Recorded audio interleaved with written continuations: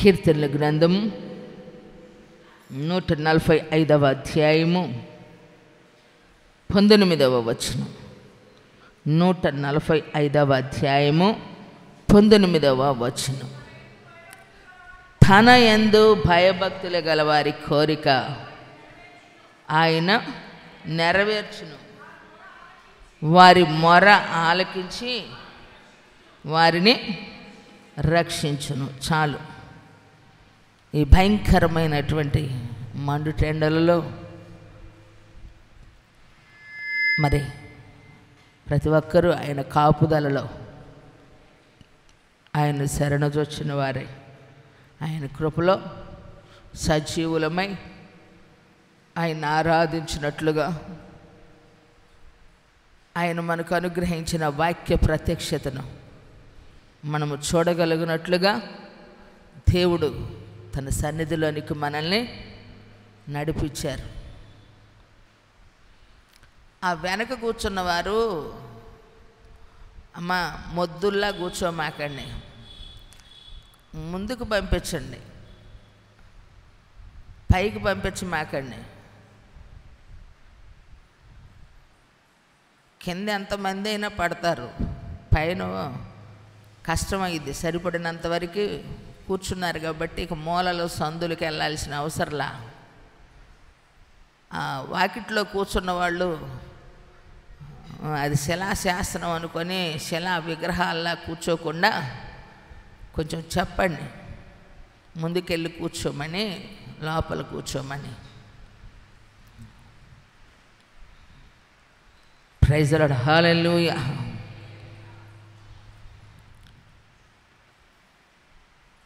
తన యందు భయభక్తులు గల వారి కోరిక ఆయన నెరవేర్చును, వారి మొర ఆలకించి వారిని రక్షించును. ఈ మాట వినినప్పుడు మనకెక్కడ లేని ధైర్యం, దేవుణ్ణి గూర్చిన భరోసా, ఆయన ఎడల పరిపూర్ణమైన నమ్మకం, దేవుని కొరకు మనం నిలబడగలగాలి, అడగగలగాలి, పొందుకోగలగాలి. అడిగిన వాటిని ఊహించిన వాటికన్నా, మనం తలంచిన వాటికన్నా అధికంగా దేవుడు చేయగలడు. తన పిల్లలైనటువంటి వారి కొరకు దేవుడు సిద్ధపరిచిన ఆశీర్వాదం అది ఎంతో గొప్పది. మనకున్న ధైర్యం, దేవుని యందు భయభక్తులు కలిగిన వారిగా ఆయన సన్నిధిని ఏదైతే మనం ఆశ కలిగి దానిని కోరికగా పెట్టుకొని మనం ప్రార్థిస్తామో వారి మొర ఆయన ఆలకించి వారిని రక్షించును. ఈ మాట చేత ఈరోజు ధైర్యపరచబడవచ్చు, బ్రతుకంతా ఈ మాట పట్టుకొని బ్రతకొచ్చు. ఎందుకంటే లోకంలో ఎంతోమంది కొన్ని కోరుకోవలసినవి, కొన్ని కోరుకోకూడనివి, అంటే గొంతెమ్మ కోరికలు కొన్ని ఉంటాయి. అవి ఎవరి ఎదుట వారు కోరుకున్నా వారు ఇవ్వలేకపోవచ్చేమో, ఈవెన్ ఫ్యామిలీ మెంబర్స్ అయినా సరే. కానీ దేవుని సన్నిధిలో ఆయన యందు భయభక్తులు కలిగినటువంటి వారు, మనకు అంతగా తెలివి, జ్ఞానం, ఆలోచన, వివేచన లేకపోయినా దేవుని సన్నిధిలో భయభక్తులు కలిగి ఉన్నందున మనం ఏమి కోరుకోవాలో కూడా ఆయన మనకి ప్రేరేపిస్తాడు. కాబట్టి ఆయన చిత్తానుసారంగా మనం అడుగుతాం, నిశ్చయముగా దేవుడు అది మనకి అనుగ్రహిస్తాడు. అది ఏ విధంగా? మనకు రక్షణ కల్పించే విధంగా, క్షేమము కలుగునట్లుగా, మంచి చూడగలుగునట్లుగా, మేలు అనుభవించినట్లుగా దేవుడు మన జీవితాల్లో గొప్ప కార్యము జరిగిస్తారు. ఆయన ఎడల ఇటు ప్రగాఢమైన నమ్మకం మనకు కలిగి ఉండాలి దేవుని సన్నిధిలో.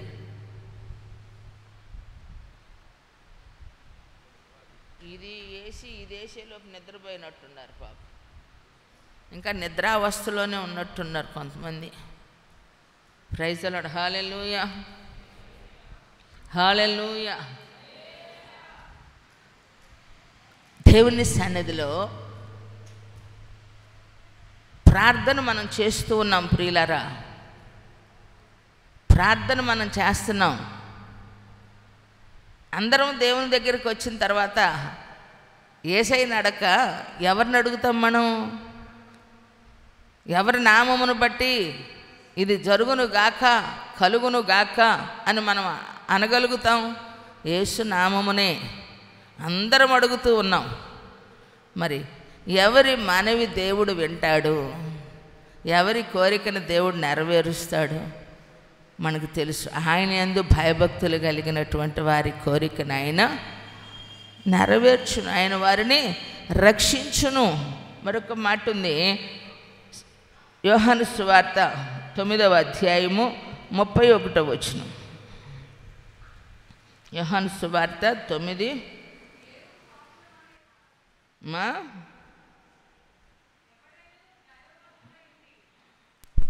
అదే ఫస్ట్ నుంచే. దేవుడు పాపుల మనవి ఆలకింపడని ఎరుగుదుము, ఎవడైనను దేవభక్తుడై ఉండి ఆయన చిత్తము చొప్పున జరిగించిన ఎడల ఆయన వాని మనవి ఆలకించును. చప్పట్లు కొట్టి దేవుణ్ణి స్తుతిద్దామా? వింటున్నారా? చక్కని మాటలు. దేవుడు పాపుల మనవి ఆలకింపడు. అక్కడ రాయబడింది, ఎరుగుదుము ఎవడైనను దేవభక్తుడై ఉండి ఆయన చిత్తము చొప్పున జరిగించిన ఎడల ఆయన వాని మనవి ఆలకించును. ఎగ్జాంపుల్గా ప్రస్తుతం మన మధ్యలో నాన్సుడుగా ఉంది పొలిటికల్. ఏమండి? బీజేపీ, లేదంటే తెలుగుదేశం, లేదా పవన్ కళ్యాణ్, వీళ్ళందరూ కలిసి ఒక సభ పెడుతున్నారు. కాంగ్రెస్ ఒక సభ పెడతా ఉంది. ఏమండి? వైసీపీ ఒక సభ పెడతా ఉంది. ఏ సభలోనైనా జనం తక్కువగా ఉన్నారా? ఏ సభలో జనం తక్కువ లేరు. అరే వాళ్ళకు బాగా వచ్చారు, అరే ఈ సభకు బాగా వచ్చారు, ఆ సభకి బాగా వచ్చారు కదా. అన్ని సభలకు జనం బాగానే అటెండ్ అవుతున్నారు.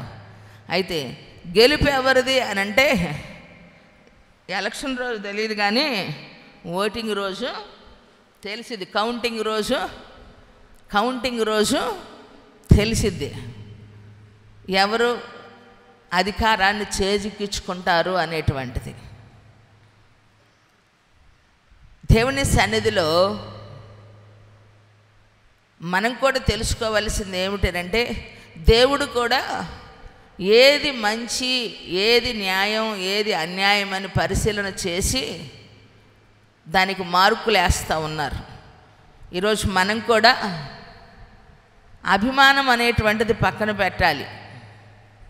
మనకు ఉపయోగపడుతున్నారా లేదా అన్నది మనకు అనవసరమైన సబ్జెక్టు. మనం బ్రతికేదానికి, తినేదానికి, ఉండేదానికి, ప్రజల క్షేమము కొరకు ఎవరైతే పరిపాలకులు ఉన్నారో వారిని మనం ప్రోత్సహించాలి. క్రైస్తవ్యంలో ఎవరైతే ఏకీభవించే వారిగా ఉన్నారో వారిని మనము గెలిపించుకోవాలి. ఇక రానున్న దినాల్లోనంటారా, ఇంక ఇలాంటి ఎలక్షన్లతో కూడా సంబంధం ఉండదు. ఎందుకంటే ఒకప్పుడు ఎలక్షన్ వేరు, ఇప్పుడున్న ఎలక్షన్లు వేరు. దేవుడు నియమించిన వారు వస్తున్నారు, ఇప్పుడు ప్రజలు కోరుకున్న వాళ్ళు వస్తున్నారు. కాబట్టి దేవుని సంకల్పం మనం గ్రహించాల్సింది ఏంటంటే, రానున్న దినాల్లో 10 రాజ్యాలు అంటే 10 దేశాల వారు కలిసి ఇదిగో నీవు మమ్మల్ని ఏలుమని ఒకరిని నిలబెట్టుకుంటారు. కాబట్టి అలాంటి రాజరికం రాబోతూ ఉంది. బైబిల్లో చెప్పిన ప్రతిదీ నేటికి జరుగుతూనే ఉంది. కాబట్టి ఈరోజు నేను చెప్పేటువంటి అంశంలో ఉపమాన రీతిగా ఈ విషయాన్ని మీకు జ్ఞాపకం చేస్తూ ఉన్నాను. మనం చాలా అలర్ట్గా ఉండాలి. దేవునికి మహిమ కలుగును గాక. Praise the Lord. హల్లెలూయా. ఎవరైనా దేవునికి వ్యతిరేకించేటువంటిది మనకి ఎంత అభిమానం ఉన్నా వాళ్ళని అవాయిడ్ చేసి పడేయటమే. దైవ సంకల్పం నెరవేర్చబడినట్లుగా దేవుని సన్నిధిని మనము ప్రార్థన చేయాలి. అలాగనే అందరం మనం వాళ్ళు సభలు పెట్టినట్టుగా అన్ని పార్టీల వాళ్ళు ఈరోజు మనమందరం కూడా సభాముఖంగా దేవుని సన్నిధిలో ఏం చేస్తూ ఉన్నాం? నా ప్రత్యక్ష దైవం నీవే, నా ఆరాధ్య దైవం నీవే, నా నమ్మకము నీవే, నా బలము నీవే, నా ధైర్యం నీవే, నా ఆధారము నీవే. ఎంత గొప్పగా, ఎంత సున్నితంగా, ఎంత ఆప్యాయతంగా ఏమండి మనం ప్రార్థన చేస్తూ ఉంటాం. నిజమే. ఇక్కడికి వచ్చిన తర్వాత మనం ఎంత సున్నితంగా, ఎంత ఇన్వాల్వ్ అయి ఆయనలో లీనమై మనం ప్రార్థన చేస్తూ ఉన్నాము అన్నటువంటిది కాదు సమస్య. సబ్జెక్ట్ ఎక్కడుందంటే మన కోరిక నెరవేర్చబడాలి, మన ప్రార్థన ఆయన ఆలకించాలి అని అంటే అందరం చేసేది ప్రార్థనే. అందరం ఏడుస్తూ ఉంది ఆయన దగ్గరే, అందరం మొరపెడుతున్నాం బల్లలో గుద్ది మరి ఏమండి దేవుని సన్నిధిలో. అయితే మన మనవి ఆయన ఆలకింపకపోవటానికి కారణం పాపుల మనవి ఆయన ఆలకించడం.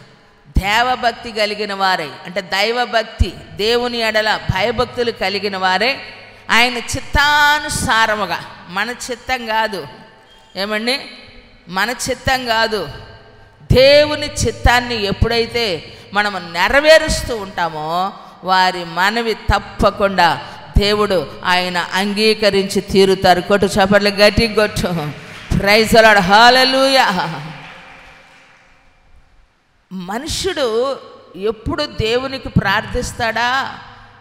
వారి మనవి ఆలకించాలని, వారికి మేలు చేయాలని దేవుడికి ఇష్టమండి. నీకు లాజిక్ తెలియటలా, సూత్రం తెలియక తికమక పడుతున్నావు. కానీ నీకు లాజిక్ ఎక్కడో తెలుసుకోవాలి. యేసయ్య దగ్గర పొందుకునే విధానం నీకు తెలియాలి. నేను అడుగుతున్నా, సంవత్సరాల తరబడిగా వస్తున్నాను ఏమండి, సంవత్సరాల తరబడిగా వస్తున్నాను. సంవత్సరాల తరబడి వచ్చినా, ఇప్పుడే వచ్చినా ఏమండి, ఎప్పుడైతే మనకు విశ్వాసం కలిగిద్దో ఆయన ఎడల, మనం అడిగిన వాటిని పొంది ఉన్నామని నమ్మిన ఎడల దేవుడు మనకు అది అనుగ్రహించును. దేవునికి మహిమ కలుగును గాక. ఏమండి, ఎందుకంటే యాయేరు కుమార్తె చనిపోయిందని తన బిడ్డ కొరకు ప్రార్థన చేయించుకోవటానికి యేసు ప్రభు వారిని పిలుచుకొచ్చుకుంటున్నాడు. 12 ఏండ్లుగా ఆ మధ్యలోనే, ఆ ప్రాంతంలోనే దేవుడు, ఒక ఆమె భయంకరమైన బలహీనతలో ఉంటా ఉంది. ఆయన గూర్చి అనేక దినాలుగా వింటూనే ఉంది. కానీ విన్నది కానీ విశ్వాసంతో ఆయన దగ్గరికి వెళ్ళలా. వినింది కానీ నేను అక్కడికి వెళ్తే బాగుపడతానని నమ్మల. ఆయనకు చెప్పుకోవాలని ఇష్టపడలా. తనకున్నదంతా వేయపరుచుకుంది కానీ, తనకున్నది పోగొట్టుకోవటానికైనా ఇష్టపడింది కానీ సర్వం కోల్పోయి ఇంకా మరింత సంకటపడిపోయింది. అంటే ఇక లేదు, ఫైనల్ స్టేజ్కి వచ్చింది. ఆ క్షణం అనుకుందట, కనీసం ఇప్పుడైనా నేను వెళ్ళి సావు బ్రతుకుల మధ్య ఉన్నా, ఇంకా నాకెందుకు ఈ పంతం, ఈ కులం, ఈ మతం, ఈ ఆచారాలు, నేను నమ్మినవన్నీ నాకెందుకు, నేను నమ్మిన వారిని నేను ఎరుగుదును అన్నట్లుగా ఆయన వలన జరిగే కార్యాలు వింటున్నాను కాబట్టి నేను అక్కడికి వెళ్ళాలనుకొని ముఖం చూపించుకోలేక, ఎదురు పడలేక, ఆమె మైలుపడినటువంటి తన పరిస్థితిలో అందరిలో ఉండలేక ముఖం సాటు చేసుకొని ఆయన రహస్యంగా తాకిందండి. ఎంతోమంది ఆయన మీద పడి ఆయన ఫాలో అవుతున్నారు. ప్రభావం మాత్రం ఆమెలోకి మాత్రమే వెళ్ళింది. కొట్టు చప్పట్లు గట్టి కొట్టు. Praise the Lord. Hallelujah, hallelujah. కారణం ఏంటంటే 1 జాన్, 1 యోహాను రాసిన పత్రిక 5వ అధ్యాయము 15వ వచనంలో చక్కని మాట ఉంది. మనమేమి అడిగినను ఆయన మన మనవి ఆలకించునని మనం ఎరిగిన ఎడల మనం ఆయనను వేడుకొనినవి మనకు కలిగినవని ఎరుగుదుము. చప్పట్లు కొట్టి దేవుడిని స్తుతిద్దామా? Praise the Lord. హల్లెలూయా. ఏమండి, ఎంత అద్భుతం. మనమేమి అడిగినా అంట. మరి ఇక్కడ నీ క్వశ్చన్ మార్క్ ఏంటి?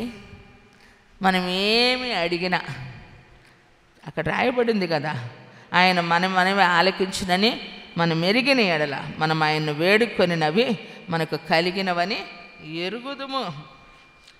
తీసుకొని వెళ్తుంది ఒక ఆయన బాధ్యతగా, కానీ దారి మధ్యలో మార్గంలోనే బాగుపడింది ఇంకొక ఆవిడ.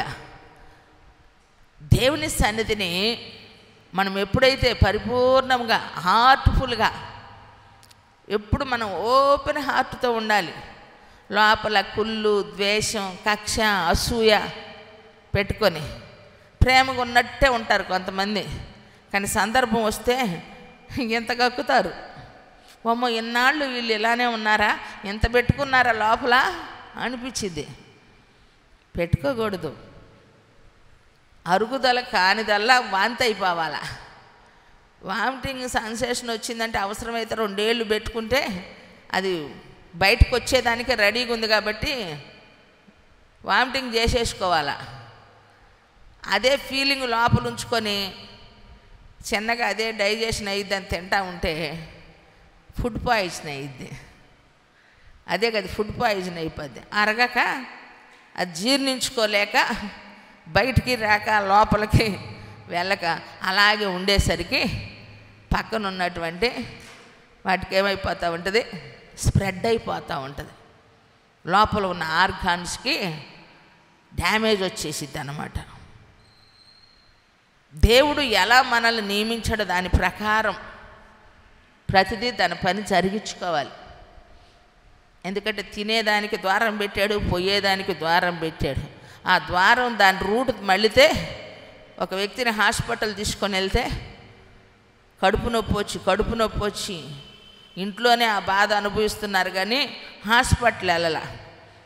అది మోషన్ ఏమైపోయింది, బాడీలోకి స్ప్రెడ్ అయిపోయింది. ఇంకా పెద్ద సమస్య ఏం లేదు, అదే సమస్య. కానీ చచ్చిపోయాడు. క్లీన్ చేయటం కష్టమైపోయింది, ఇబ్బంది కలిగింది. చూడండి ప్రియులారా, మనం గ్రహించాల్సిన విషయం ఏంటంటే దేవుడు మన మనవి నిశ్చయంగా వింటాడు. దేవుడు మనతో మాట్లాడతాడు. దేవుడు మాట్లాడతాడు. వ్యతిరేకించిన సందర్భంలో, దూరంగా ఉన్న సందర్భంలో ఆయన ప్రత్యక్షతని మనకిస్తాడు. దూరస్తులు సమీపస్తులుగా చేసుకున్నాడు. ఏమండి, వ్యతిరేకించిన సౌలు పౌలుగా మార్చుకున్నాడు. నమ్మని వారికి ఆయన నమ్మకాన్ని పుట్టించాడు. అనేక మంది జీవితంలో దేవుడు కార్యం జరిగించి నీవు దేవునిని అంగీకరించేదానికి. అయితే నీకు నీవుగా దేవుని యొద్ద అడిగి మేలు అనుభవించాలి అనంటే, కీడు తొలగిపోవాలి అనంటే, ఆశీర్వాదం నీ సొంతం అవ్వాలి అనంటే, క్షేమము నిన్ను వెంబడించాలి అనంటే నీవు చేయాల్సిందేమీ లేదు. ఏమండి, హృదయపూర్వకంగా దేవుని సన్నిధిలో తండ్రి చిత్తం ఏదో అది నువ్వు తల వంచినప్పుడు, ప్రతి పరిస్థితిని నువ్వు అనుమతించు. నువ్వు తొలగించుకోమాక, దేన్ని కూడా నీవు దాటుకోమాక. అవి నేను దాటిపోతాయి. ఎందుకంటే ప్రతి శ్రమను, ప్రతి కష్టాన్ని, ప్రతి అవమానాన్ని, ప్రతి బలహీనతను మనం తల వంచాలి. దైవ నిర్ణయం లేకుండా ఏది కూడా మన జీవితంలోనికి నో ఎంట్రీ. ఆయన ఎంటర్ చేస్తే తప్ప ఏది రాదు. కాబట్టి నా తండ్రికి తెలియకుండా ఏది జరగదు నా జీవితంలో. ప్రస్తుతం నేనున్నటువంటి ప్రజెంట్ ఏదైతే అనుభవిస్తూ ఉన్నానో అది నా తండ్రి సంకల్పం అన్నవారు చేతులు ఎత్తండి. స్తోత్రం చెప్పమల్లా చేతులు ఎత్తండి. నేను ఏ స్థితిలో ఉన్నానో అది నా దేవుడు నాకు నియమించిన పొజిషన్. మీరు దించండి. ఎత్తన వాళ్ళు ఒప్పుకోని వారా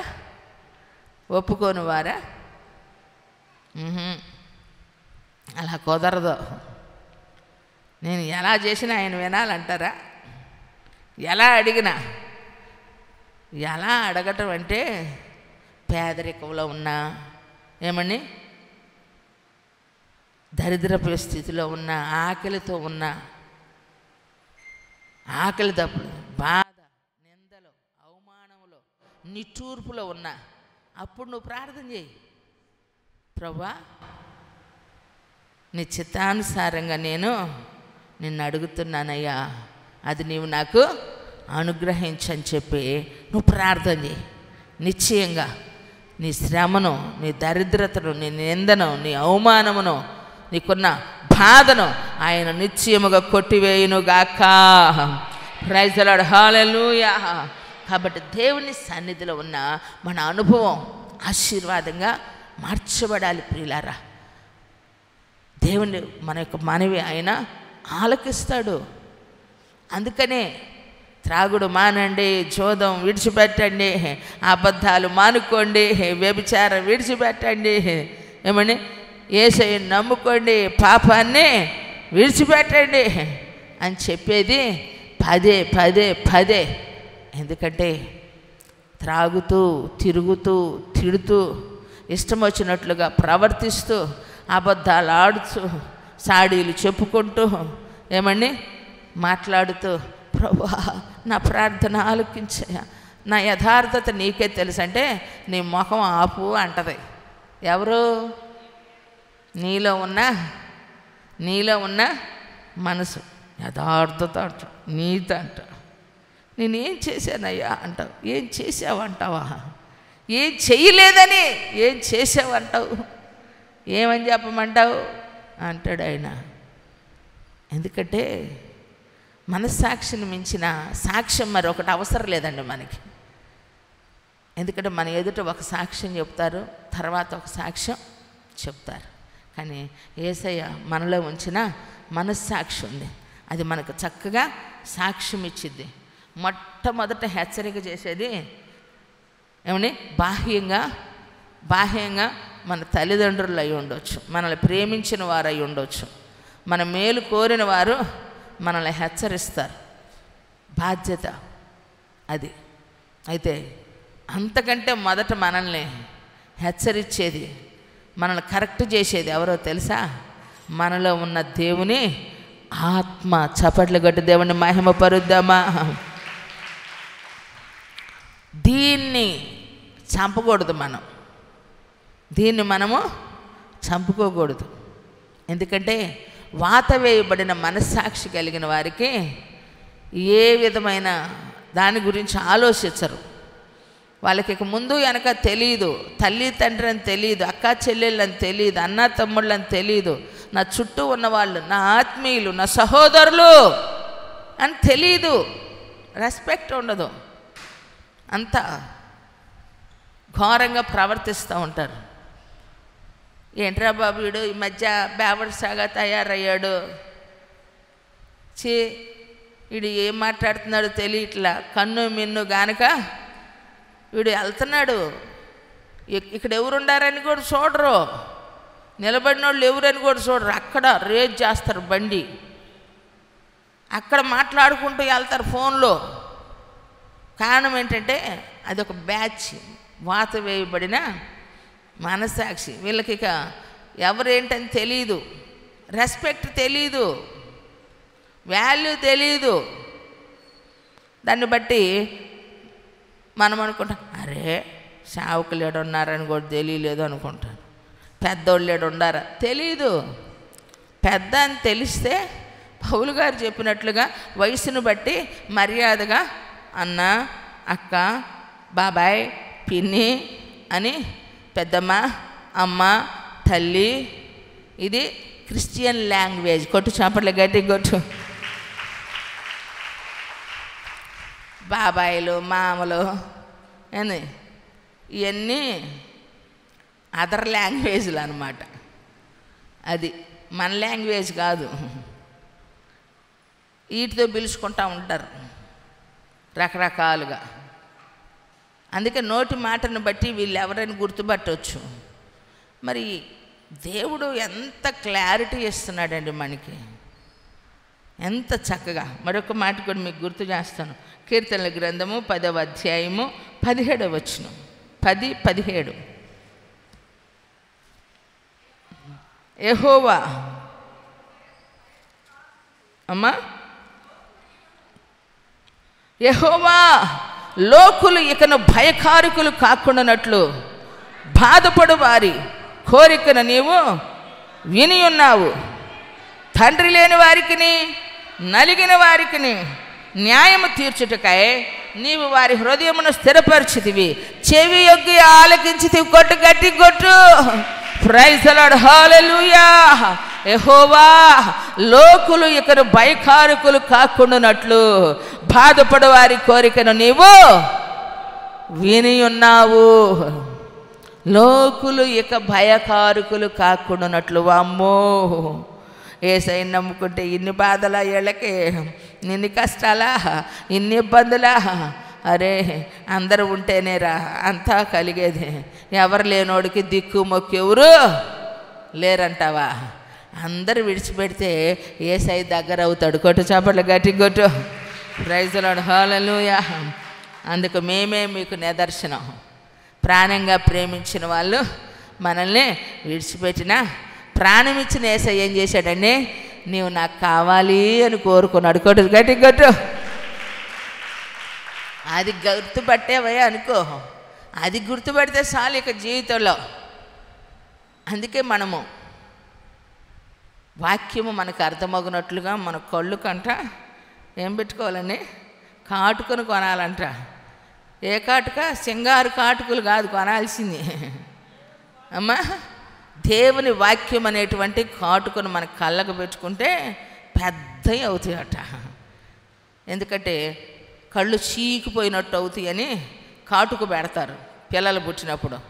మరి ఆడపిల్లకి కాటుకు పెడుతున్నావు చీకిపోతాయని. పాపం ఒక్కొక్కరికి వీళ్ళకి కూడా మేడుగుడ్లు అంత ఉంటాయి ఒక్కొక్కరికి. మరి వీళ్ళకి ఏ కాటుకు పెడితే పుట్టారు? పెద్ద పెద్ద కళ్ళు. ఏమండి, ఆడ మనిషికి అంగులు ఎక్కువ కాబట్టి రకరకాలుగా ఎలా ఎందుకంటే రెప్ప కొట్టాలా. ఇప్పుడు అందరు తెచ్చి పెడుతున్నారు. ఇంకెక్కడ ఈ రెప్పల్లో ఉండట్లేదని నేచురల్ రెప్పలు పెట్టి ఒక్క కన్నెట్ట కొడితే చాలు ఇంక కథ అన్నమాట. కళ్ళు పెద్దవి చేసుకొని మెరకాలు చేసుకొని. మరి వీళ్ళకి కూడా పుసులు పడతాయి. వీళ్ళకి కూడా వేడొచ్చిద్ది కదా, చీకిపోతాయి. శరీర సంబంధమైన కాటుకు కాదు మనం పెట్టాల్సిందే, ఆత్మ సంబంధమైన వాక్యం అనేటువంటి కాటుకుని మనం ఏం చేయాలా? కలిగిన వారికి ఉన్నప్పుడు మన కళ్ళు పెద్దవిగా అయ్యి అప్పుడు చక్కగా చదువుతాం, వింటాం, అర్థమైంది. కొట్టు చప్పట్లు గట్టిగా ప్రైజ్ ది లార్డ్, హల్లెలూయా. కాబట్టి దేవుని సన్నిధిలోనికి వచ్చినటువంటి మన జీవితంలో లోకులు భయకారకులు కాకుండానట్లుగా ఏమండి చూడండి, ఇకను బాధపడు వారి కోరికను నీవు విని ఉన్నావు. నీవు ఇంకా నాకు ఎవరో లేరు, నేను ఒక్కదాన్నే, నేను ఒక్కడనే. ఇదేంటంటే ఒక సూపర్ ఫాస్ట్ డైలాగ్ లాంటిది అన్నమాట. ఎదుటి మనిషికి సింపతి కోసం, నాకెవరున్నారు, నేను ఒంటరిదాన్ని, మాకెవరున్నారు, మాకు పిల్లలు, అయ్యో తండ్రి ఉన్నాడా, ఆస్తి ఉందా, బంధువులు ఉన్నారా? ఆస్తి ఉన్నా, బంధువులున్నా, తండ్రి ఉన్నా ఏం చేయగలుగుతారండి? ఏం చేయలేరు. యాకోబుకి సమస్తం సంపద, వెళ్ళేటప్పుడు ఒక్కడిగా వెళ్ళాడు. అందరూ ఉన్నారు, అన్నీ ఉన్నాయి. అసలు కనుచూపు మేరలో ఇట్లా చూశాడు, పార చూసి ఇదంతా ఎవరికి అనంటే సంపాదించిందేమో ఇంకా ఉంది కనబడనంత.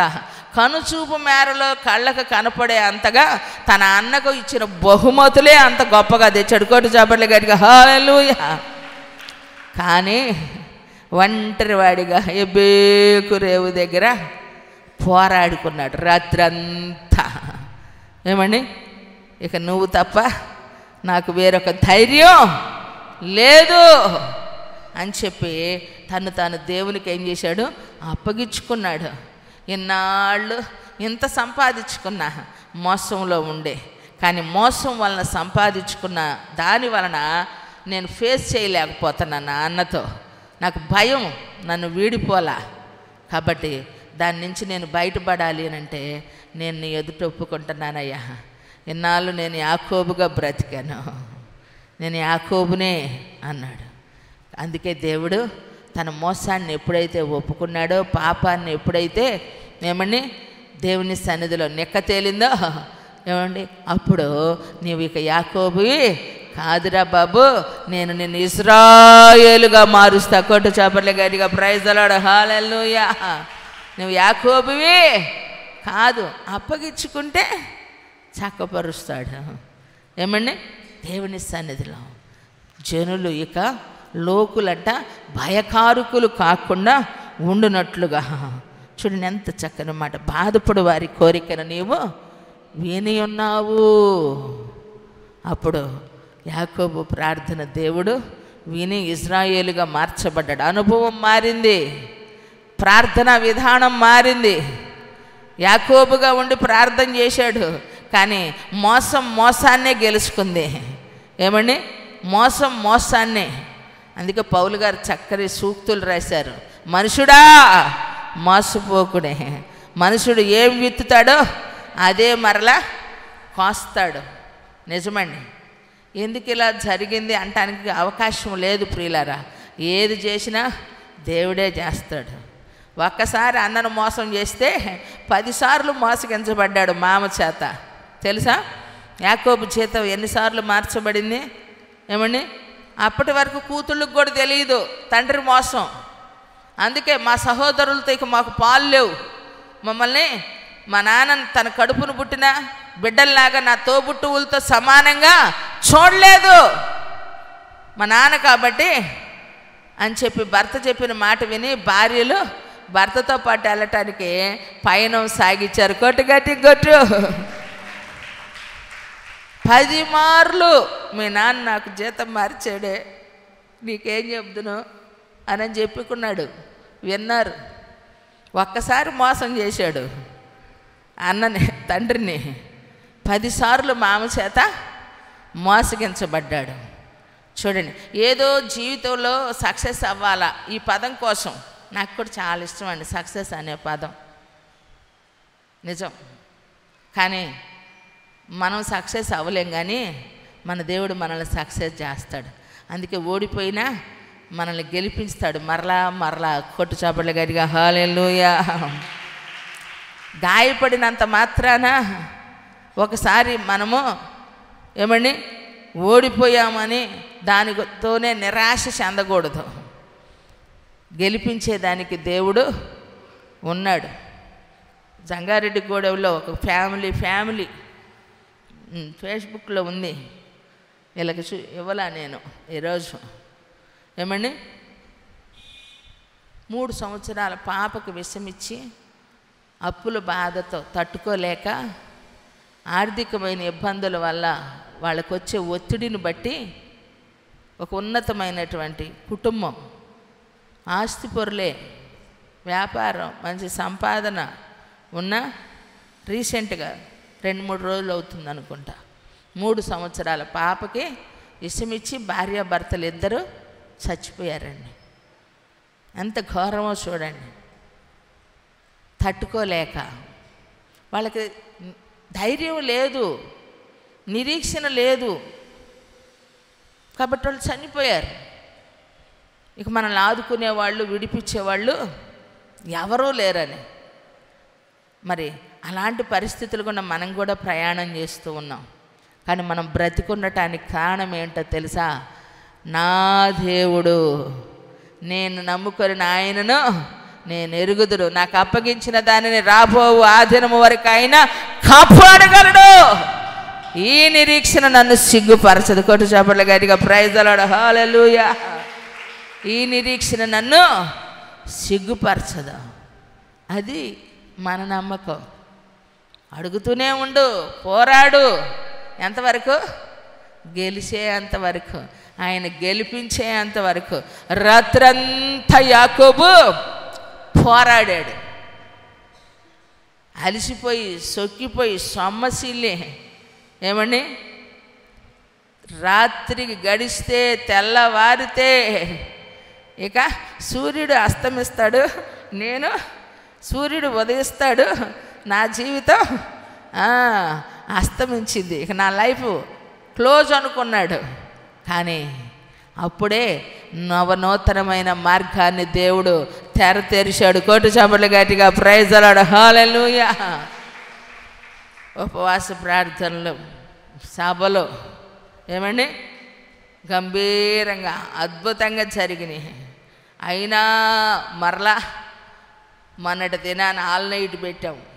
మంచి సాక్ష్యం, మంచి అనుభవం ఉన్న దైవజనులు పిలిచి ఆశ కలిగిన వారు దేవుని సన్నిధికి ఆర్భాటంతో వచ్చారు. సాలిపోయిన వారు సొక్కిపోయి నోరు తెరిచేల దగ్గర నిద్రపోయారు. కానీ వచ్చిన వారు దేవుని మహిమను చూస్తారు. దేవునికి మహిమ కలుగును గాక.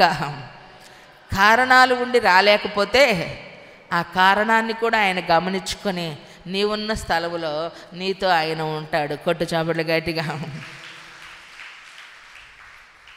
నిజమండి. ఎందుకంటే లోకులు భయకారుకులు కాకుండా ఉండనట్లుగా దేవుడు ఏం చేస్తాడట, బాధపడు వారి కోరికని ఆయన వింటాడు, వారి మనవి వింటాడు. తండ్రి లేని వారికి న్యాయము తీర్చుటకంట నీవు వారి హృదయమును స్థిరపరచుతివి, చెవియొగ్గి ఆలకించితివి. ఇంతకంటే ఎవరండి మనకు ధైర్యం? పాట పాడుకోవటం గొప్ప కాదు, మాట చెప్పుకోవటం గొప్ప కాదు. ఆ మాట మన జీవితంలో ఆశీర్వాదకరంగా మార్చబడాలి. మన ఒంటరితనములో ఏమండి ఎవరూ లేరు అనుకున్నటువంటి సమయాన్ని అందరు విడిచిన సమయంలో ఆయన మన దరిచేరి మన చెంత నిలిచి ఆయన మనల్ని బలపరిచే దేవుడు. కాబట్టి ఇంకా కుంటి మాటలు, కుంటి సాకులు చెప్పకూడదు. ఎవరు లేని వాళ్ళ బతుకులు ఇంతే ఉంటాయిలే, తండ్రి లేని వాళ్ళ జీవితాలు ఇంతే ఉంటాయిలే. ఏమండి అండబలం, కండబలం, ధనబలం ఎందుకు పనికిరావు. ఫరో గుర్రముల యొక్క బలమును బట్టి, ఫరో బలమును బట్టి, ఐగుప్తు బలమును బట్టి రక్షణ కలుగదట. ఎవరి వలన రక్షణ కలుగును? యెహోవా వలననే నీకు రక్షణ కలుగును. దేవునికి మహిమ కలుగును గాక. ఫరో బలం వలన ఏమండి రథముల వలన మనకి రక్షణ కలుగదు. ఐగుప్తు నీడను మనం శరణజొచ్చకూడదు. ఎందుకంటే ఐగుప్తు పాపానికి, బానిసత్వానికి నిదర్శనం. కాబట్టి మనం శరణజొచ్చి ఉండాల్సింది ఆయన రెక్కల నీడను మాత్రమే. దేవునికి మహిమ కలుగునుగాక. ఎందుకంటే దేవుడు మనకి ఎంతో సమీపంగా ఉన్నాడండి. దేవుడు దూరాన్ని లేడు ప్రియులారా. నువ్వు కేకేస్తే నీ ఇంట్లో వాళ్ళకి కొన్నిసార్లు వినపడకపోవచ్చు. నువ్వు పిలిస్తే నీతో ఉన్నవారు నీ మాట విననట్టుగా ఉండవచ్చేమో. నువ్వు ఫోన్ చేసినా నువ్వు ప్రేమించిన వాళ్ళు వచ్చేసరికి టైం పట్టవచ్చేమో. కానీ వితిన్ సెకండ్స్లో తండ్రి అంటే చాలు, ఎక్కడ పిలిస్తే కేక అక్కడ కొట్టిద్ది ఆయన గుండెకి. కొట్టు చప్పట్లే గట్టిగా హల్లెలూయా. ఎక్కడ పిలిస్తే ఎందుకో తెలుసా, ఆయన అన్ని విధాలు మనకు సరిపోయిన వాడండి. బంధువుల వలన కలిగే సహాయం, తండ్రి వలన వచ్చే ఏమండి ప్రేమ, తల్లి వలన వచ్చే ఆదరణ, ఏమండి స్నేహితుని వలన వచ్చే చొరవ, ఏమండి మన చుట్టూ ఉన్నవారి వలన వచ్చే ధైర్యం, దేవుడు మనకి అన్నీ తానై ఏమండి మన అనుభవాన్ని ఆశీర్వాదంగా మార్చే దేవుడండి. మనం నమ్ముకుంది సామాన్యుని కాదండి. ఆయన భీకర కార్యాలు ఎంత బలంగా ఉంటాయండి. ఆయన భీకర కార్యాలు ఆశ్చర్యపోయేటట్లుగా మరులు కొలుపుతే నిజమా కళ, ఇది నిజమా కళ అన్నట్లుగా దేవుడు నీ యొక్క అనుభవాన్ని మారుస్తాడు. అందుకే భక్తులు వారు చెప్పారు, చెరలో నుంచి ఒక వ్యక్తి బయటకు వచ్చినప్పుడంట కలగనిన వాని వలె ఉంటాడట. నిజంగా ఈరోజు మనం కూడా దాటిన అనుభవాన్ని బట్టి ఈ పరిస్థితుల మధ్య బయటపడినప్పుడు నేనేనా అనుకుంటాం. అనేటట్లుగా ఆయన అద్భుతమైన కార్యాన్ని ఏ చెర, ఏ కష్టం, ఏ యొక్క ఇబ్బంది, ఏ పరిస్థితుల మధ్య నువ్వు నలిగిపోతూ గుండెలు పిండే అంత వేదన, దుఃఖం ఎవరిని బట్టి, ఎవరి ద్వారా నీకు కలిగిందో అది నా దేవుడు ఆయన మనవి ఆలకించి నీ మనవిని అంగీకరించి అద్భుతమైన ద్వారాలు తెరుచునుగాక, విడుదల కలుగునుగాక, మేలుకరముగా శుభకరమైన ఆనవాలు చేత ఉన్నతమైన రక్షణ ఆయన రెక్కల నీడన కలుగునుగాక. అట్టి కృప ప్రతి ఒక్కరికి తోడయుండునుగాక. అందుకేనండి ఒకటి మనం చేస్తే దేవుడు ఎన్ని చేస్తాడండి. ఒక్కటి చేస్తే చాలు,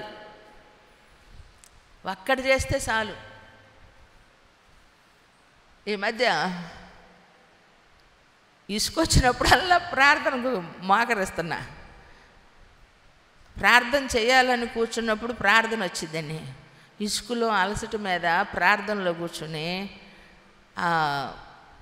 అలసట కదా, అంత మాటికి చేసే అంత ఓపిక లేదు, ఒక మాటలో చెప్పాలంటే లేదు. మోకరిస్తున్నా ప్రార్థన చేసి. అందుకే నిద్ర పోగొట్టుకోవాలనుకున్నప్పుడు ఏం చేస్తాయంటే నోరు ఆడిస్తూ ఉంటా, లేదు మౌనంగా ఉంటే ఆ మౌనం ఏమైపోతుంది, నిద్ర వచ్చేసింది. ఇసుకొచ్చి కోపం వచ్చినప్పుడు వెళ్ళి ఏం చేస్తున్నానంటే ఆఫీస్ రూమ్లో మెదలకుండా, లేదా అప్పుడప్పుడు ఇక ఏదైనా మనవి ఉంటాయి కదా అవి చూస్తా. మైండ్ మారిపోవాలా, ఆలోచన మారాలంటే దానిలోనే కూర్చోకూడదు, మనం డైవర్ట్ చేసుకోవాలా. ఎవరు వచ్చి మాటికి మనల్ని ప్రోత్సహించరు, ఏమండి ప్రోత్సహించరు. దేవుని వాక్యాన్ని వినటమో, పాట వినటమో మైండ్ ఫ్రెష్ అవుతూ ఉంటుంది. ప్రార్థనలో కూర్చున్నాం అనుకోండి, ఇక అడగటం మొదలు పెడతాం కాబట్టి ఆలోచనలు అవి పక్కకి వెళ్ళిపోతాయి. ఆ మెలకువలు తెలుసుకోవాలా, మెలకువలు తెలుసుకోవాలి. మొన్నటి దినాన్ని ప్రార్థన చేస్తూ ఉన్నా. నేను ప్రార్థన చేస్తున్నా, నా నోరు టక్క టక్క టక్క టక్క టక్క టక్క వాక్యాలు వచ్చేస్తున్నాయి. ఇదేంద్రా బాబు నేను మాట్లాడుతున్నానంటే నా దేవుడు విస్తారంగా మాట్లాడబోతున్నాడు తన మాట చేతని నాకు అర్థమయ్యింది. అప్పుడు ఆ ప్రార్థనలో దర్శనం. దేవునికి మహిమ కలుగునుగాక. మరలా ప్రార్థనలో మరలా కూర్చున్నా. నాకు వాటర్ అవుతుంటే తెచ్చిచ్చిన ప్రతి దానిలో అడుగును లేదు, గుడ్డు జుట్టు. ఏంటి నాకు ఇది ఇస్తున్నారు, ఏంటి నాకు ఏ గ్లాస్ ఇచ్చినా అంటున్నాను దర్శనంలో. కానీ దాని పరిపక్వత, నేను ఎప్పుడైతే దాన్ని స్వీకరిస్తూ ఉన్నానో, దాన్ని నేను ఎప్పుడైతే ఆస్వాదిస్తూ ఉన్నానో, ఆ గుడ్డు ఏమవుతుందో తెలుసా? అసలు ఎప్పుడు పిల్ల పెట్టడం నేను గుడ్డు పిల్ల అవటం నేను చూస్తూ ఇదేంది అంటుంటే ఆ గ్లాసు లేదు, ఆ గుడ్డు ఇలా పగిలి పిల్ల రెపరెపలాడుతూ ఉంది కొట్టు చాపట్ల గట్టిగా. అర్థం తెలియలే పాపం, లేకపోతే ఆనందంగా ఉత్సాహంగా ఉండేవాళ్ళం. అంటే మేము ఆస్వాదించే ప్రతిదీ, స్వీకరించే ప్రతిదీ కూడా అది మృతంగా లేదు కానీ సజీవంగా, ఆశీర్వాదకరంగా దాని పరిపక్వత మీ ఫలింపు చూపించాడు నా దేవుడు. హల్లెలూయా. మీకు దేవుడు ఇవ్వబోయే ఆశీర్వాదం. మాకేముంది ఆశీర్వాదం? ఏమండి, ఏది కలిసి వచ్చినా మీకే, పిల్లలు పుట్టినా మీకే, పెళ్ళిళ్ళైనా మీకే, ఏమండి ఉద్యోగం వచ్చినా మీకే, ప్రమోషన్. నేను అన్నదానికి మాకే అని మీరు అనొచ్చుగా. ఏమండి ఉద్యోగం వచ్చినా ఏరా మీకొద్దా? ఏమి అనిలు పెళ్ళిళ్ళైనా మాకే, ఇల్లు కొన్నా మాకే, ఏమండి పొలం బాగుపడినా ఈ మాకే అన్నోళ్ళంతా మీకే అని తెచ్చేస్తున్నారా బాబు? ఏమ్మా ఎవరికమ్మా? ప్రమోషన్ వచ్చినా మీకే, ఇల్లు కొనుక్కున్నా మీకే, స్థలాలు కొన్నా మీకే, కార్లు కొన్నా మీకే, బంగారం చేపించుకున్నా మీకే. ఏమండి అవునా కదా? ఏది జరిగినా మీకే. మా ఆనందము మీరే, మా బాధ మీరే. మొన్న ఈ మధ్య ఒక ఆవిడ వచ్చింది, దేవుడు వీరు నాకు ఇచ్చిన పిల్లలు అంది. ఈరోజు మిమ్మల్ని అందరినీ మేము చెప్పుకోవాలి, దేవుడు మాకిచ్చిన పిల్లలు ఏమండి వాళ్ళు కలకలలాడిపోతున్నారు. మా పిల్లలు అనగానే ఏమండి 30 మందో 40 మందో ఉండరు. దేవుడు నాకిచ్చిన నా పిల్లలు. మరి దేవుడు మాకిచ్చిన ఈ కుటుంబం ఏమండి, ఈ కుటుంబం ఎవరికి సొంతం? మీకే సొంతం అనరు. నిద్ర ఏమని నిద్ర లేదు కదా, ఎందుకమ్మా మమ్మల్ని అంటావట? ఎవరు అంటారండి మిమ్మల్ని? చెప్పండి. మా అతిశయ కిరీటాలు, మా ఆనందము మీరే. అలాంటప్పుడు మిమ్మల్ని చూసి ఏ తల్లి అయినా ఏ తండ్రి అయినా తన బిడ్డలను గురించి ఎంత కష్టమైనా భరించినా బిడ్డలకు బాగుండాలి, వాళ్ళని గురించి గొప్పగా చెప్పుకోవాలి. ఎదుట అనలేకపోయినా మా అబ్బాయి అండి కలెక్టర్ అండి, మా అబ్బాయి డాక్టర్ అండి, మా అబ్బాయి సాఫ్ట్వేర్ అండి, మా అబ్బాయి హార్డ్వేర్ అండి, మా అబ్బాయి బిజినెస్ మ్యాన్ అండి, మా అబ్బాయి అసలు 10 మంది ఎదుట మా అబ్బాయి నిలబడితే ఎవరు సాలరండి, వాడే గెలుస్తాడండి. మా అమ్మాయి సక్కంది ఏమండి. మా మావయ్య మా పొలంలో పెద్ద కంకి తీసుకొని వచ్చేవాడు. మీకు ఇంతకుముందు చెప్పా కదా, పెద్ద కంకి తీసుకొచ్చి ఊళ్ళో ఎవ్వరీ పండలేదంతా మందే బాగా పండింది అంటాడు. మా ఊర్లో మాకంటే సక్కన వాళ్ళు చాలామంది ఉండరు. అంటే నేను సక్కన దాన్ని అని కాదు, ఎట్టోకట్ట నేను పుట్టాను అనుకో, మా ఇంటి సంగతి చూస్తున్నా. సక్కనోళ్ళు ఇంట్లో ఉండరు కదా అంటాడు. ఎట్టంటాడు అంటే వాళ్ళు ఎంతే ఉండారంట. మా మామయ్యకి మేమే నచ్చుతాం, లడ్డుల్లో ఉన్నా దుడ్డుగా ఉన్నా బొద్దుగా ఉన్నా ఏమండి మేమే నచ్చుతాం. మా మామయ్యకి నోరు లేదు, తెలివి ఎక్కువ, కానీ మా పొలము మా ఇల్లే మేమే నచ్చుతాం. అంటే దాని అర్థం ఏంటి? మా మామయ్యకి నోరు లేకపోయినా ఏమండి, కానీ ఆయన మనసులో మా పిల్లలు, మా అబ్బాయి మా అమ్మాయి బాగుండారని చెబుతాడు. మా పొలమే బాగుంది అంటాడు. అంటే దాని అర్థం ఏ తల్లి తండ్రి అయినా ఎంత కష్టపడ్డా బిడ్డల యోగక్షేమాలను చూసుకొని అతిశయపడతారు, సంతోషపడతారు. ఏమండి ఒకప్పుడు వాళ్ళ బ్రతుకు కోసం కన్నీళ్ళే కార్చినా వాళ్ళు బాగుపడితే ఆనంద బాష్పాలు గార్చే తల్లిదండ్రులే కోటు చాపర్లే గట్టిగా హల్లెలూయా. కారణం ఏ తల్లి తండ్రి అయినా బిడ్డల క్షేమాన్ని బట్టి సంతోషించటానికి. మరి మా ఆనందం మా అతిశయం మీరు అయినప్పుడు మిమ్మల్ని చూసి మేము సంతోషించాలంటే మీరు ఏ పిల్లలకు ఉండాలి? చెవులు కలిగిన పిల్లలకు ఉండాలి, బుద్ధి కలిగిన పిల్లలుగా ఉండాలి, మంచి పిల్లలుగా ఉండాలి, ప్రయోజకులుగా ఉండాలి. ఏ ప్రయోజకులు? ఈ లోకంలో నేను ఎప్పుడన్నా మిమ్మల్ని మీరు ఇన్నాళ్ళు ఏం సంపాదించుకోలేకపోయారని అన్నానా? సంపాదన ముఖ్యం కాదండి, ఆస్తులు అంతస్తులు ముఖ్యం కాదు. ఏమండి ఆత్మస్థైర్యం కలిగి ఆత్మలో ఏమండి ఆశీర్వాదకరంగా బ్రతకాలి. ఆత్మలో మనం ఎప్పుడైతే వర్ధిల్లుతూ ఉంటామో ఆటోమేటిక్గా పౌలు గారు అంటారు, ప్రియుడా నువ్వు ఆత్మలో వర్ధిల్లుచున్న కలదే. పౌలు గారు అంటున్నా ఏమని యోహాను అంటారు, ఏమని నన్ను డైవర్ట్ చేయి మాకండి. ఆత్మలో వర్ధిల్లుచున్న కొలది సౌఖ్యముగాను సుఖముగాను బ్రతకవలనని మీ కొరకు నేను వేడుకొని ప్రార్థన చేస్తూ ఉన్న. కొట్టు చాపర్లు గట్టిగా. దేనికోసమండి? ఇక్కడ మాకేం కలిసి వచ్చేది ఏం లేదు, కలిసి వచ్చేదంతా మీకే. నడిచి వచ్చే కొడుకు పుట్టేది మీకే. కలిసి వచ్చే కాలం వస్తే నడిచి వచ్చే కొడుకు పుడతాడట. మన ఈ మధ్య పెళ్లి చేసుకోగానే పిల్లోడు ఉండాడు వాళ్ళకి, అప్పటికప్పుడు డాడీ అయిపోయాడు. ఆ డాడీ వేరండి. ఇంకొకరికి పుట్టిన డాడీ ఏమని ఈ డాడీకి డాడీ అయ్యాడు. మనది అది కాదు. అంటే అంత ఆశీర్వాదం మన వెంట వచ్చింది అని చెప్పి దేవునికి మహిమ కలుగును గాక. కాబట్టి నా ప్రియ సహోదరి సహోదరులారా, వాక్యం వింటూ ఉన్న మీరు, బైబిల్ చదువుతున్న మీరు, దేవుని మందిరానికి వస్తున్న మీరు, ఉపవాసం ఉంటున్న మీరు, ప్రార్థిస్తూ ఉన్న మీరు, కన్నీళ్లు కారుస్తున్న మీరు, ఆశతో విరామము లేకుండా దేవుని సన్నిధిని గడుపుతున్న మీరు దేవుని యొక్క ఆశీర్వాదాన్ని అనుభవించినట్లుగా మనకొక నమ్మకం.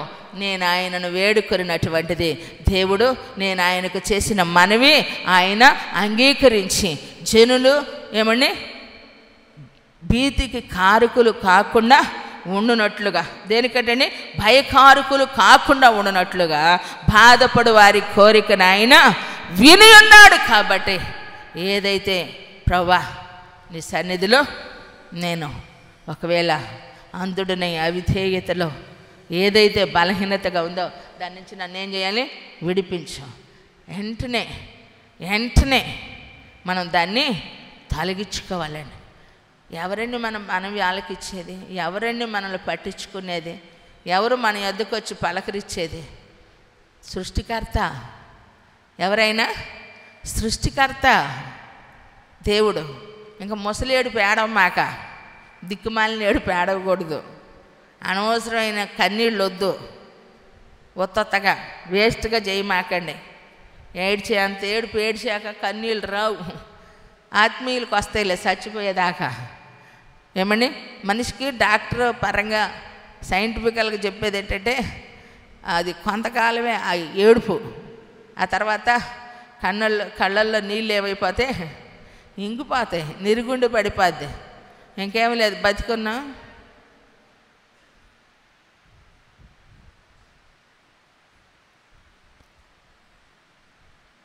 ఇంకేం లేదు, జీవశవమే.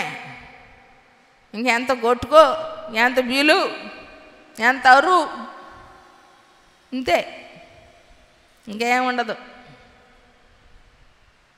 అప్పుడప్పుడు అందుకే చేయి పెట్టుకుంటా తల మీద. ఎంత లావు ఉన్నా, ఎంత బలం ఉన్నా, ఎంత తిండి తిన్నా, ఎంత శక్తి ఉన్నా, వయసు ఉన్నా, అందం ఉన్నా, ఒక్కసారి క్లాట్ అయ్యిందనుకో, ఒక్కసారి బ్లడ్ క్లాట్ అయ్యిందనుకో, దిగులు పడి ఆలోచించి చించి ఏం చేయలేక బ్లడ్ క్లాట్ అయ్యిందనుకో, బతకూడదమ్ము. ఇంకేముండదు, ఆకారానికి మనుషులమే, ఆశీర్వాదం ఉండదు, ఏముండదు. ప్రభా నాకెప్పుడు దిగులు ఆలోచన వచ్చినైనా అంతదాకా వద్దు బాబా అనుకొని ఈ తలను ఆశీర్వదించయ్యా. ఒకసారి తెలియక గోవర్ధనకు ఫోన్ చేశా. అక్కడక్కడ ఏందో నొప్పి, కురుపులుగా తల్లో వేడి ఎక్కువైపోయి నిద్ర లేక, అంటే తెలియదు కదా, బయటికి వెళ్ళి చూపించుకొని ఎక్కువగా హాస్పిటల్ తిరిగిన దాఖలు లేవు కాబట్టి గోవర్ధనకు ఫోన్ చేసి ఒకరోజు అడిగాను. అంటే అవగాహన ఉంది కాబట్టి చెబుతున్నా, అబద్ధమైతే ఆయన ఎదుటి ఇప్పుడు చెప్పలేను కదా, అది లైవ్ అయ్యా. నేనన్నా, అయ్యా నాకేంటో తల్లో ప్రాబ్లం కనిపిస్తుంది, ఆయన చెప్పే సమాధానాలు మరీ ఇడ్డూరంగా ఉంటాయి. నేనన్నా, అయ్యా నాకు తలలో బ్లడ్ ఏమైనా క్లాట్ అయ్యిందా అన్న. నేను పాస్టర్ నన్ను చూడవచ్చు కదా. ఆయన అంటాడు, నీకు బ్లడ్ క్లాట్ అయితే నువ్వు మాట్లాడవులేమ్మా, ఎందుకంటే ఆయనకు ప్రతిదీ ఏమండి ఒక ప్రొఫెషనల్ డాక్టర్ సాల్డ్ అనమాట. ఎందుకంటే ఆయన సీనియారిటీ ఉంది. ఒకరోజు వాళ్ళ అమ్మగారు సంబంధానికి వెళ్తే అదే చెప్పింది ఫోన్ చేసి, నాన్న ఒక పేషెంట్ను కనుక అరికాలు దగ్గర నుంచి నడినెత్తి వరకు చూసినట్టుగా స్కానింగ్ చేసినట్టు పిల్లని చూడటానికి వెళ్తే మరీ అన్ని పరిశీలనలు చేయమాక, ఆమెను పిల్లని చూసినట్టు చూడు కానీ పేషెంట్ని చూసినట్టు చూడమాక, పెళ్లి చూపులకు వెళ్తే అని చెప్పింది అన్నమాట. నేను అనుకున్నా, ఏంది మరీ ఎట్ట చెబుతున్నాడు అంటే ఆయనకు తెలుసు బ్లడ్ క్లాట్ అయితే మనిషి మాట్లాడలేరు కదా. నాకు తెలియక నాకున్నటువంటి ఇబ్బంది లోపల బట్టి నాకేమన్నా బ్లడ్ క్లాట్ అయిందని ఒకసారి ఎక్స్రే తీపించుకున్నా. మొత్తానికి కృపలో ఏమి లేదు. కొట్టు చేపట్ల గట్టి కొట్టు. నిజమండి.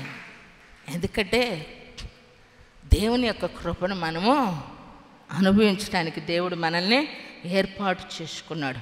కీర్తనల గ్రంథం 20వ అధ్యాయము 4వ వచనం చూడమ్మా. 24.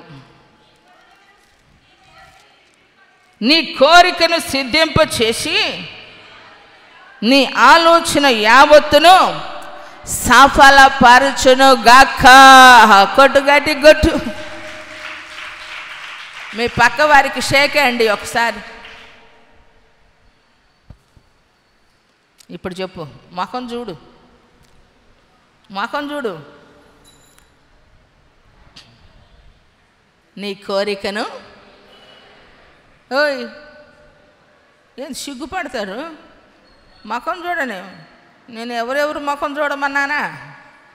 నీ కోరికను సిద్ధింపచేసి నీ ఆలోచన, నీ పిల్లలా, నీ ఉద్యోగమా, నీ వ్యాపారమా, నీ ఇల్లా, నీ కుటుంబమా, నీ భార్య, నీ భర్త, నీ పరిస్థితులా, నీకు కావలసినవేమిటో ఆయన అనగా మన దేవుడోయ్ సఫలపరచును గాక. ఇప్పుడు 2 చేతులు పైకెత్తి కొట్టు. వాళ్ళు ఇచ్చే మేనిఫెస్టో కంటే నేను ఇచ్చా కదా మేనిఫెస్టో. ఏమని వాళ్ళు ఇస్తే కొంతే ఇస్తారు, కొన్నే ఇస్తారు. ఇప్పుడు మన మేనిఫెస్టోలో ఎన్ని ఉన్నాయి చెప్పండి? ఇల్లు చెప్పు అనిలు, ఇల్లు, ఉద్యోగం, పెళ్ళి. నీకు అయింది అనుకో, నీ పిల్లలకి అవ్వాలిగా. 1, 2 వాళ్ళు ఇస్తే మనకి ఎన్ని వస్తాయి? కొన్నే వస్తాయి. చదవటానికి ఇచ్చిన లోను చదివే సత్తా కావాలిగా. చదివేటట్టు చేయగలిగిన దేవుడు మనం ఆరాధిస్తూనే సైకోటు చాపట్ల గట్టిగా. వాళ్ళు పిల్లలు పుడితే అమ్మోడిస్తారు, పిల్లలు పుట్టాలిగా. పుట్టేటట్టు చేసేవాడు మనం ఆరాధిస్తూ ఉన్న దేవుడు. కోటు. నీ కోరికను సిద్ధింపచేసి ఆయన నీ ఆలోచన యావత్తును సఫలపరచును గాక. హల్లెలూయా, హల్లెలూయా. ఎంత గొప్ప దేవుడండి మన యేసయ్య. ఇంత భరోసా ఎవరిస్తారండి? ఇంత ధైర్యం. అందుకే మనం ఆయన యొద్ద ఏమని అడగాలి. ఎలా? పాపుల మనవి ఆయన వినడం. ఇంకొక మాట మీకు ధైర్యం కలిగేదానికి చెప్తా. 21:2 చూడమ్మా. 21:2. అబ్బాయి ఎంత బాగుందో చూడు.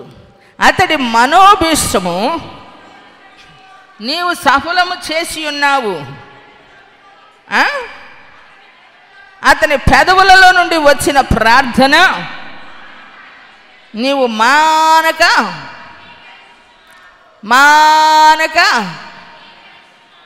ఎతని పదవులు అతని మనోభిష్టం. ఎవరతడు? దేవభక్తి కలిగిన వాడు. ఎవరతడు? దేవుని చిత్తమును నెరవేర్చినవాడు. ఎవరతడు? ఆయన నా మనవి అంగీకరించునని నమ్మకము కలిగినటువంటి వాడు. నీ మనోభీష్టమును ఏం చేస్తాడంట? ఆయన సఫలము చేసి ఉన్నావు. కొట్టు చప్పుళ్ళు గట్టిగా ప్రైజ్ ది లార్డ్. హల్లెలూయా. ఇలాగనే దేవుడు నీ మనవి ఆలకించి ఉన్నాడు, నీ ప్రార్థన నెరవేర్చి ఉన్నాడు. నువ్వు అడిగింది తప్పకుండా దేవుడు ఇస్తాడు, నీ కోరిక తీరుస్తాడు. అంటే మోహన్ సి లాజరస్ గారి దగ్గరికి ఒక అమ్మాయి వెళ్ళి ప్రేయర్ రిక్వెస్ట్ పెట్టిందంట. దీనికోసం నాకు ప్రార్థన చేయండి. ఏంటంటే ఆమె కొన్ని ప్రపోజల్ చెప్పిందంట. నేను ఒక వ్యక్తిని ప్రేమించాను, ఆ వ్యక్తితో నాకు పెళ్ళి అవ్వాలని ప్రార్థన చేయండి అందంట. ఆయన అన్నారంట, అమ్మా నీవు నిర్ణయించుకున్నావా, దేవుడు నిర్ణయించాడా?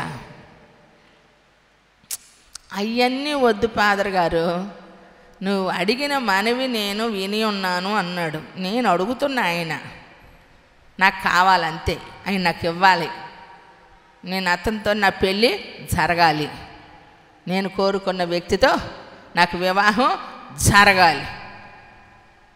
2వ వచనం చదువుకున్నాం ఇందాక, ఆయన పాపుల మనవిని వినడు. దేవుని చిత్తం లేకుండా ఏమండి, ఆయన చిత్తానుసారముగా నువ్వేమి అడిగినా అది పొంది ఉన్నామని ఎరుగుదుమట. కన్ఫామ్ అంతే, ఇక డిసైడు. దేవుని సన్నిధిలో నిర్ణయం లేకనే మనం ఏమవుతున్నాం, సైడ్ అయిపోతున్నాం. సైడ్ అవ్వకూడదు, డిసైడ్ అవ్వాలా. ఎప్పుడైతే నిర్ణయం మనది బలంగా ఉంటుందో కార్యం కూడా గొప్పగా ఉంటుంది. దేవునికి మహిమ కలుగును గాక. అమాయకంగా ఉండమాకండి, లోకంలో అమాయకంగా భక్తి చేయండి. దేవుని సన్నిధిలో మెలకువగా జ్ఞానం కలిగి ప్రార్థన చేయండి. యేసయ్యలో దేవుని సన్నిధిలో నా పిల్లలు పరిపక్వతకి రావాలి. వికసించిన పువ్వు వలె, ఏమండి, వికసించిన పుష్పం వలె పరిపక్వత వచ్చినప్పుడు ఎంతోమంది దానిని ఆస్వాదిస్తారట.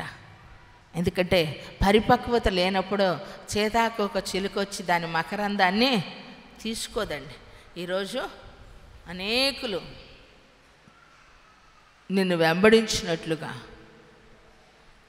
నీవు దేవుని చేత ఆశీర్వదించబడిన వాడవు, ఆశీర్వదించబడిన దానవు అని చెప్పి నిన్ను గూర్చి చెప్పుకోగలుగునట్లుగా పరిపక్వత, విశ్వాసి తన యొక్క పరిపక్వతలోనికి ఎప్పుడైతే దేవుని సన్నిధిలో ఉంటారో వారు దేవుని ఆశీర్వాదాన్ని పొందుకుంటారు. 31:22 చూద్దామా. 31:22.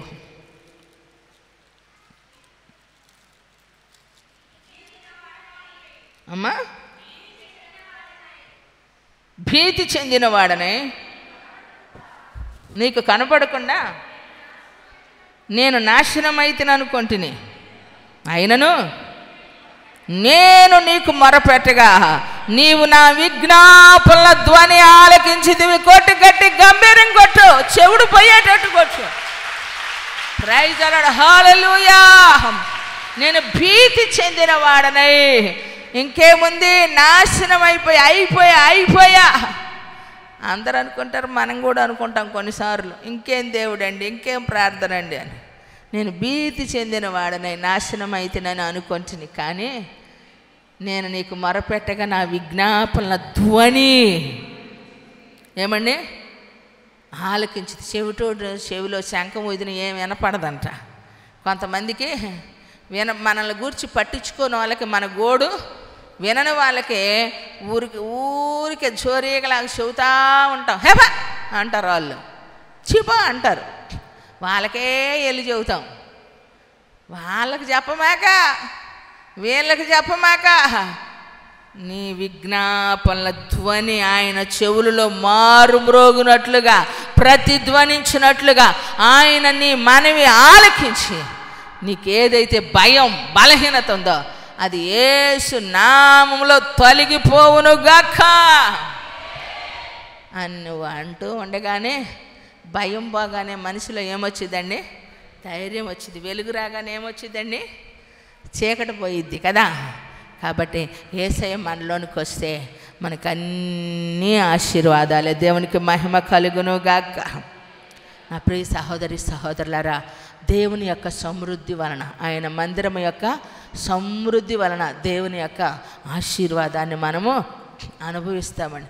దేవుని మందిరానికి ఎందుకు రావాలి అని అంటే వాక్యము చేత మనము మరలు కొలపబడతాం. వాక్య ప్రత్యక్షతను బట్టి ఆయన ఉపదేశాన్ని మనం అవలంబించినప్పుడు, దైవ సంకల్పం మనలో నెరవేర్చబడినప్పుడు దేవుని యొక్క కృప మనల్ని ఏం చేసేది తెలుసా, బలపరిచిద్ది.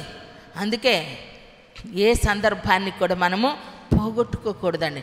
91:15 వచనంలో ఏమనుంది కీర్తనల గ్రంథంలో, అతడు నాకు మొరపెట్టగా అతనికి కలిగిన శ్రమలన్నిటిలో నుంచి నేను అతని తప్పిస్తా, దీర్ఘాయువు చేత అతన్ని తృప్తిపరుస్తా, అతడు నా నామం ఎరిగినవాడు కాబట్టి నేను అతన్ని ఘనపరుస్తా.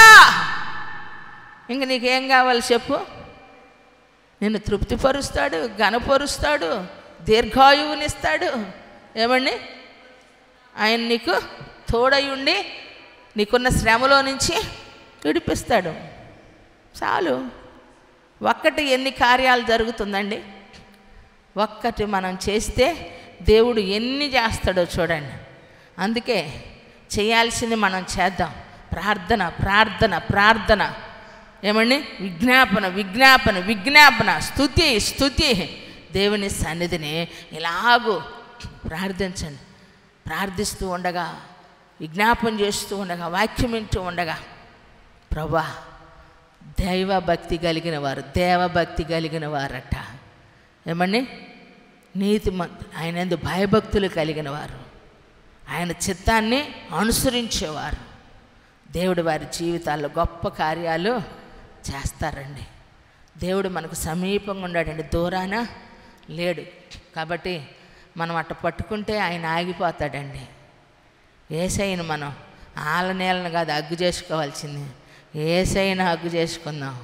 ఏమని, ఆయన మన కౌగిల్లో ఉన్నప్పుడు ఆయన మనం అలాగూ పట్టుకుంటే యాకోబును దాటిపోని దేవుడు, భక్తులైన వారిని దాటిపోని దేవుడు, విశ్వాసం ఉంచిన వారిని దాటిపోని దేవుడు. ఎంతోమంది వారి ప్రార్థన, దిక్కు లేని దరిద్రుల ప్రార్థనను నిరాకరింపగా ఆయన వారి ప్రార్థనలు వినని దేవుడు. ఈరోజు నీ ప్రార్థన, నా ప్రార్థన నిశ్చయముగా ఆయన అంగీకరించి తీరునుగాక, మేలు కలుగునుగాక, క్షేమము కలుగునుగాక, ఆశీర్వాదము నీ సొంత మగునుగాక. ఈ కొద్ది మాటలు దేవుడు ఆశీర్వదించి ఫలింపజేయునుగాక.